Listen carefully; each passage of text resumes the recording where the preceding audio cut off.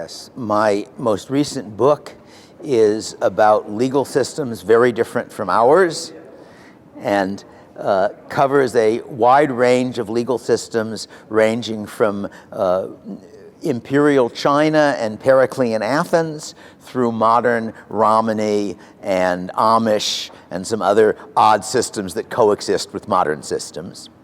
And one group of those that I found interesting were what I refer to as feud law, legal systems in which law enforcement was private and decentralized.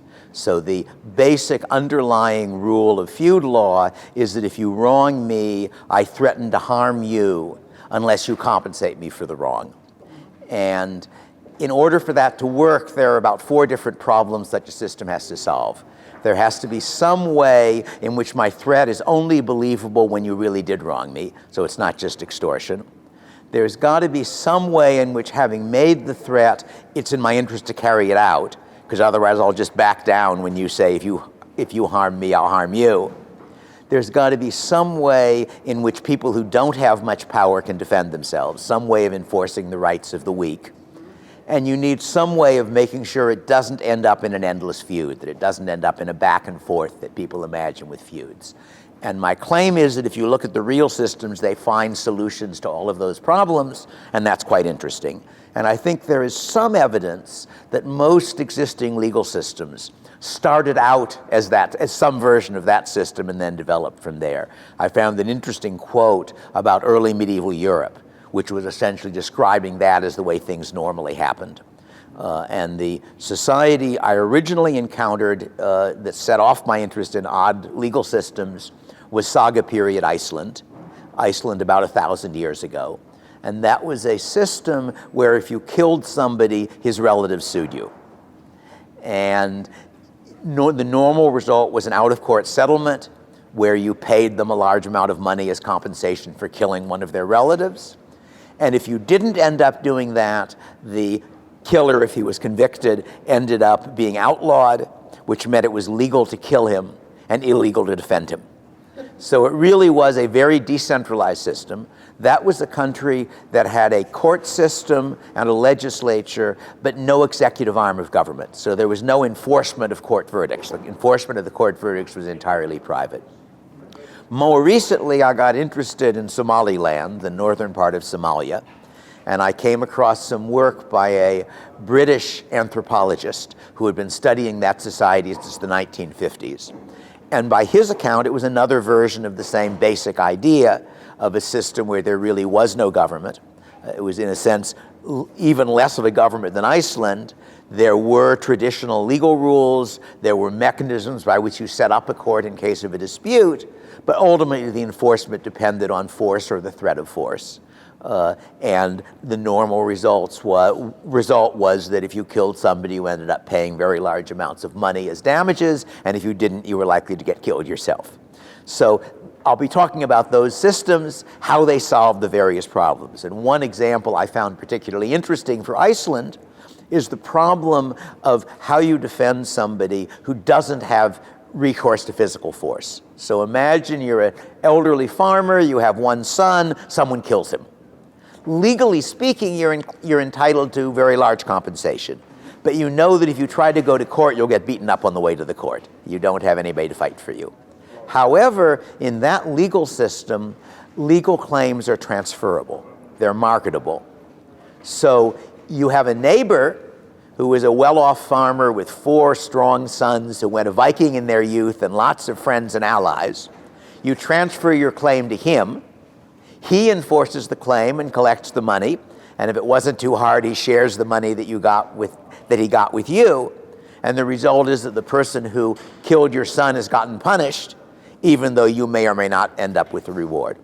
And after all, in modern legal systems, if somebody kills your son, you get nothing. The police arrest him, and maybe they put him in jail, but there's no compensation, so the only function of modern criminal law is deterrence. And you get that same function even if you're poor in the Icelandic system. So that would be one example of how one of those problems is solved. And I like to argue that in this respect, modern American law is merely 1,000 years behind the cutting edge of legal technology. Because if you think about it, our tort system is rather like that system, in the sense that in our tort law, but not our criminal law, if you dent my car, I don't call the police, ultimately I call a lawyer. And we sue you and I collect money. But if I don't know what lawyer to call, or if I can't afford a lawyer, it's very hard. Whereas if we only made my claim for my dented car marketable, I could simply auction it off to the highest bidder. The highest bidder would be a law firm that thought they could collect the money. And that would be an improvement. And I argued that in a number of ways, making tort claims freely transferable would be an improvement, and it would be taking an idea borrowed from the Icelandic system. I don't see how it would be social Darwinism, and at least in Iceland there weren't any tribes. In Somalia you had clans, which are sort of like that, but most of the organization was at a much lower level because the clans were big. They were like 1 million people, and the relevant groups were like 500 people. It's not clear to me that social Darwinism really existed if you actually look at the work of the people who had claimed to be social Darwinists. But in any case, I don't think I would claim that this could possibly be a perfect system, but then our existing systems aren't perfect. And one of the disadvantages of our existing systems is it makes it very easy for governments to get away with doing bad things.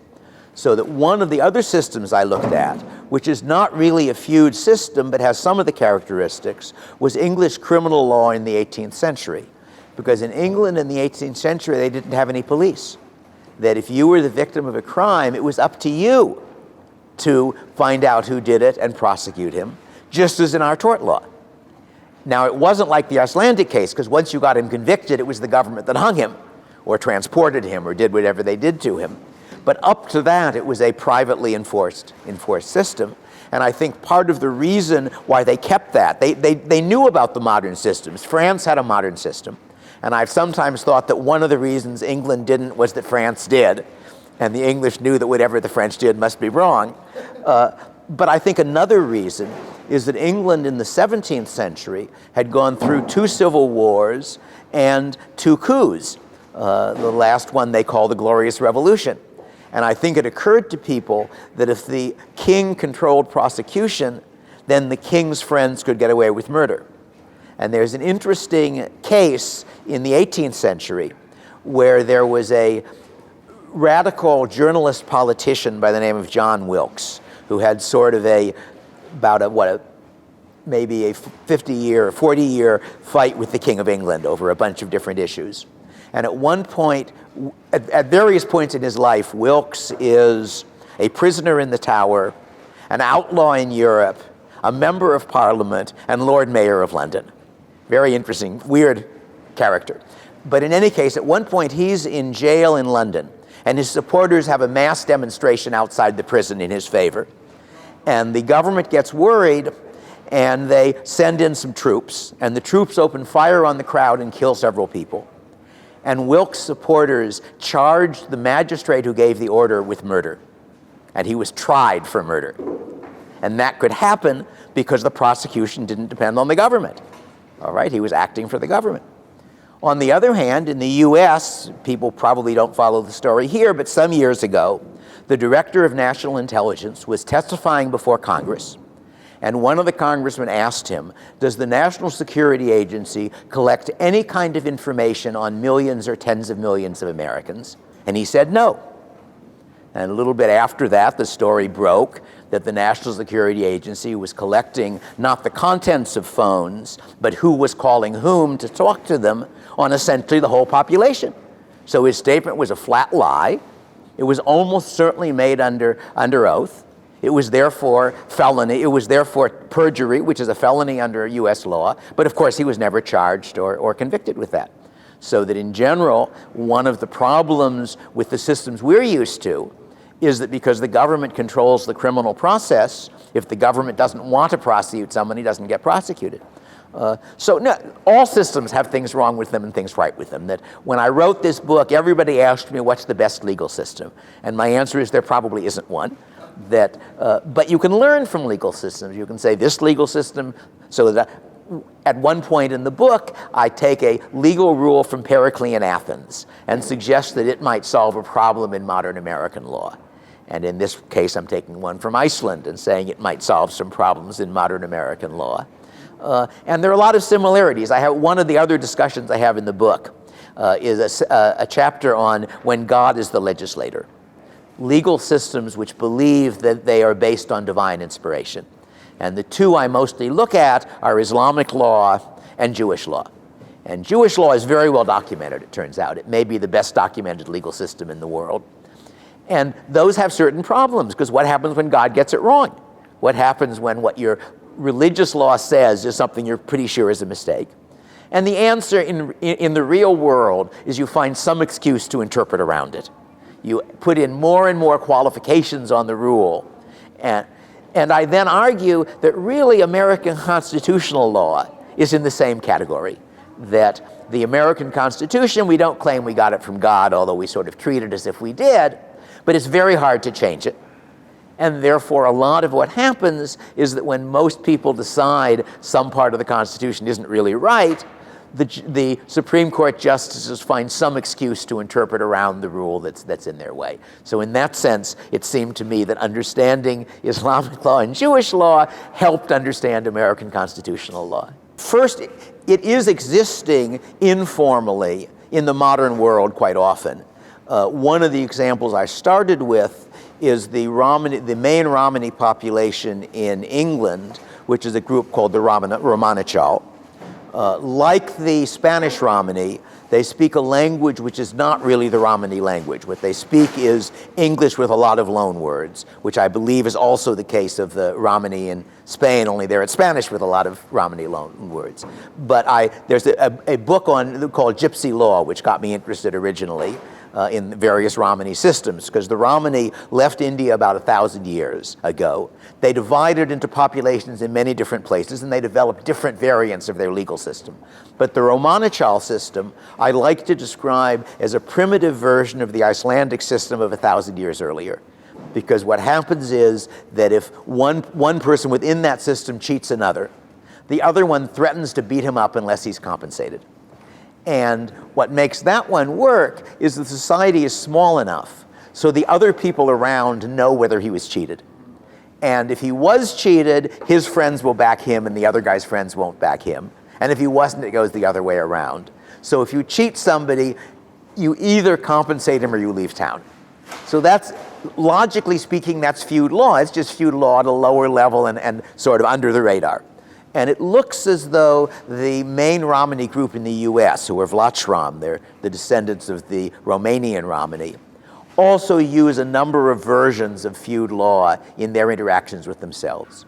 But my first book, which I wrote about 50 years ago almost, before I knew all of this stuff, I was trying to imagine what a modern society would look like that was entirely privatized, if you entirely eliminated government and replaced it with private arrangements.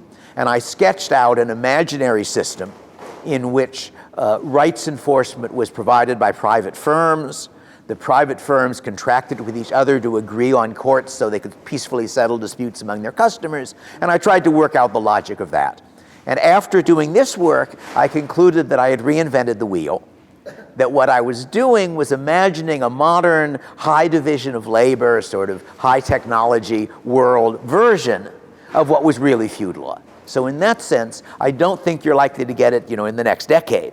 But I could certainly imagine in the next century something along those lines of developing. And I could also imagine something similar developing online. Because online, it's hard to use government to enforce anything, because national borders are invisible, some people may even be anonymous, and you therefore develop mechanisms for private law enforcement of various sorts. And I have in the current edition of my first book, which is called The Machinery of Freedom, I have a chapter on a future cyberspace in which you fully implement encryption, what I refer to as a world of strong privacy, because we currently have the technologies, have had for some decades, such that we could choose to have a world where I can send a message to a stranger and nobody else can read it. And I can make a payment to a stranger and nobody can trace that payment. And if you go all the way to what I call a world of strong privacy, you then have a world which is very hard for governments to do very much. And you have to develop other private institutions. And there your enforcement is probably not be by violence, but by reputation. You have ways such that if I cheat you, I can make it possible for other people to know that I cheated you, and then they won't deal with me.